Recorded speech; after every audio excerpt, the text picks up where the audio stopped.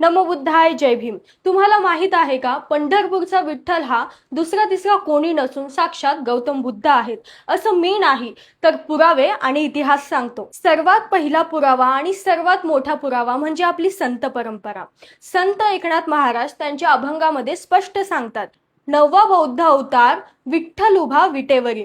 त्यासोबतच जगद्गुरु संत तुकाराम महाराजही म्हणतात, बौद्ध अवतार माझी या अदृष्टा, मौन मुखे निष्ठा धरिलिया। म्हणजे विठ्ठल हा बुद्धांचाच मौन अवतार आहे असं संतांनी आधीच लिहून ठेवलंय। दुसरा आणि ऐतिहासिक पुरावा म्हणजे डॉक्टर बाबासाहेब आंबेडकरांच्या लिखाणात मिळतो। त्यांच्या अधिकृत रायटिंग अँड स्पीचेसच्या 17व्या खंडामध्ये त्यांनी लिहिलंय की Pandurang was none other than Buddha. Pali भाषेमध्ये पांडुरंग म्हणजे पांढरे कमळ, जे की बौद्ध संस्कृतीमध्ये अत्यंत पवित्र मानले जाते। आणि तिसरा पुरावा म्हणजे मूर्तीची ठेवण। तुम्ही मूर्तीला जर बारकाईने पाहिले तर विठ्ठलाच्या हातामध्ये कुठलेही शस्त्र नाही।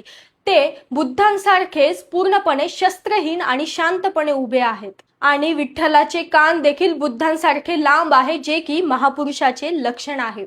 शेवटचा आणि चौथा पुरावा म्हणजे पंढरीची वारी आणि धम्मचारिका। भगवान बुद्ध आणि त्यांचे भिक्खू लोककल्याणासाठी गावोगावी अनवाणी पायाने फिरत असत। यालाच धम्मचारिका म्हटले जाईल। वारकरी संप्रदायाने हीच परंपरा वारीच्या रूपात जिवंत ठेवली।